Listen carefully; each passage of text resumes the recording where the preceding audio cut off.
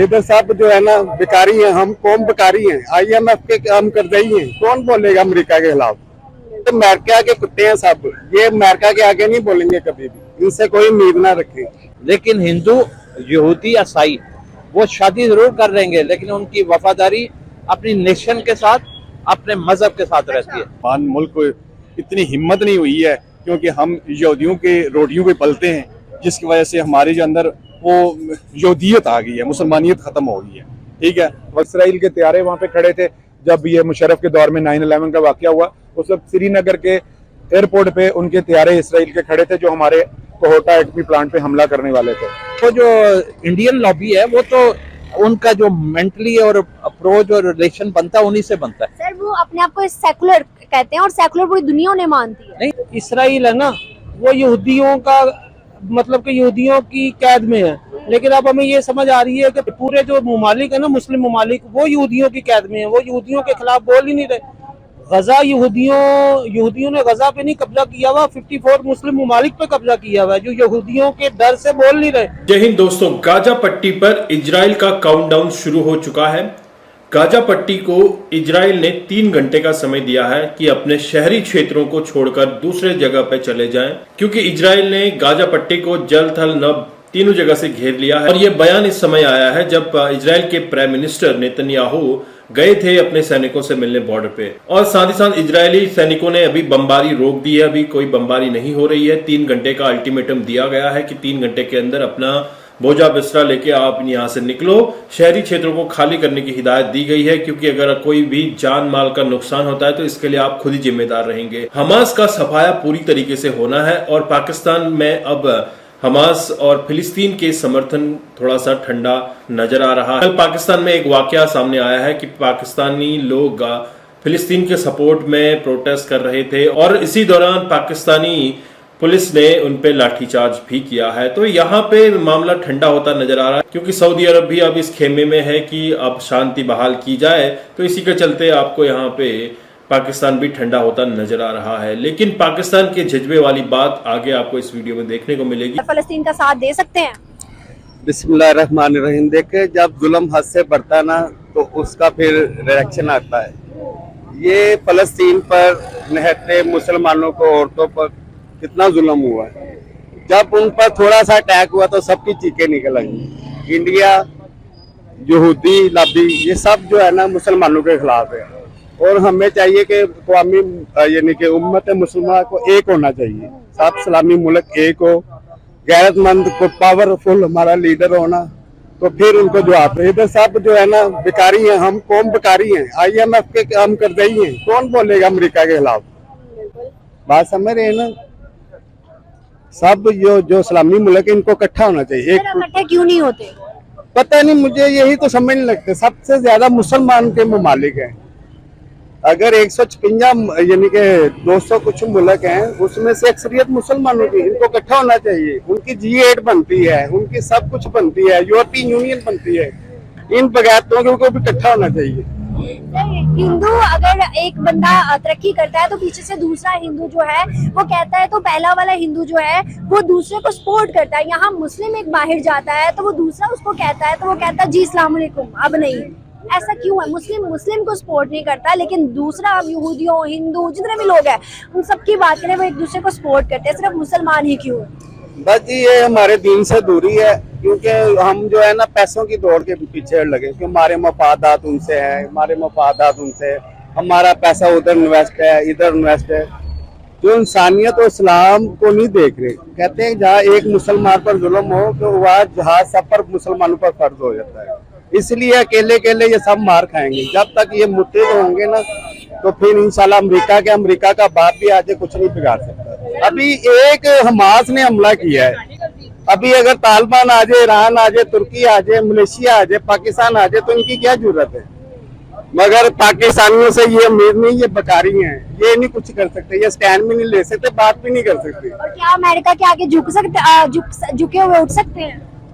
मैं कह तो रहा हूँ आपको, ये अमेरिका के कुत्ते हैं सब, ये अमेरिका के आगे नहीं बोलेंगे कभी भी, इनसे कोई उम्मीद ना रखें। सर 76 सालों से हम सुनते आ रहे कश्मीर बनेगा पाकिस्तान। आज अगर फलस्तीनियों, मुसलमानों को, बहनों को, भाइयों को जरूरत पड़ी है तो कश्मीर बनेगा पाकिस्तान वाले नारे लगाने वाले किधर गए? वो अमेरिका को नजर नहीं आ रहा है, इंडिया को नजर नहीं आ रहा है कश्मीर पर जुल्म हो रहा है। ठीक है ना, जो उनका एक यहूदी मर जाए तो उनको यानी कि चीखें निकल आती उनकी। इसलिए मैं कहता हूँ कि मुसलमानों को इकट्ठा होना चाहिए, मफादात, पैसा, ये सब कुछ इधर ही रह जाएंगे। ठीक है, मुसलमान इकट्ठे होंगे तो काफिर इंशाल्लाह हमारे पास गालिब नहीं आ सकते। हमें वो कहते हैं टेररिस्ट, टेररिस्ट सबसे बड़ा अमेरिका है। अच्छा हाँ जी। सर, आपको डर नहीं लग रहा? हम उन्हीं का खाते हैं। नहीं नहीं, उनका नहीं, हम अल्लाह का खाते हैं। हमारे हुक्मरान उनका खाते हैं। हमारे जो है ये जो है ताकतवर लोग हैं ये उनका खाते हैं। हम तो अपनी कमा के खाते हैं। अवाम को ना कि अवाम गैरतमंद है, मगर ये जो हमारे ताकतवर जो सियासतदान है, ब्यूरोक्रेट है, ये जो आला है ना, ये कुत्ते हैं इनपे। इस पे आपकी क्या राय है कि मिल के मुस्लिम कंट्रीज टेररिज्म फैला रहे हैं? बिल्कुल, पहली बात तो ये है कि ये 75 साल पुराना इश्यू चलता आ रहा है 1948 से। दो हैवी जंगें भी हो चुकी हैं इसराइल और फलस्तीन की। फलस्तीन का जो मसला ये हमारा वो जो एरिया है, ईरान, तुर्की और ये सारे, अब देखें ईरान पहले ओपनली उनको सपोर्ट कर रहा था फलस्तीन को। अब 3-4 दिन से वो देखें उसका स्टेटमेंट ये है कि अगर इसराइल हम पे अटैक करेगा तो हम उसको बड़ा सख्त जवाब देंगे। वो ये नहीं कह रहे कि हम ओपनली फलस्तीन के साथ आके जंग लड़ेंगे या फाइट करेंगे। एज इट इज तुर्की का मौका भी आप देख लें, इसी तरह का नजर आएगा। उसके बाद सऊदी अरेबिया के रिलेशनशिप थे, अब उसने विड्रॉ कर दिया, खत्म। एज इट इज पाकिस्तान, क्योंकि सऊदिया के साथ ही चलता है पॉलिसी, किसी किस्म की हो उसी को फॉलो करता है, तो पाकिस्तान भी अब खामोश है, हमायत का ऐलान जरूर कर दिया। अब वो इसराइल का अमरीकी बैरी बेड़ा पहुंच चुका है। 1.5-2 लाख उनकी जो गजा की पट्टी पे है इसराइली फौजी हैं, वो फाइट के लिए तैयार हैं। ये सारा इस टाइम हमारे अभी भी ये डिवाइडेड नजर आएंगे कि हमारी जो यूनिटी जो स्टेटमेंट दे रहे थे रशिया, चाइना, वो भी ओपनली फलस्तीन के साथ नजर नहीं आएंगे कि अब वो 2.5-3 लाख लोग उनके घरों से बेघर हो चुके हैं और हजारों की तादाद में मर चुके हैं, बिल्डिंगों के नीचे हैं।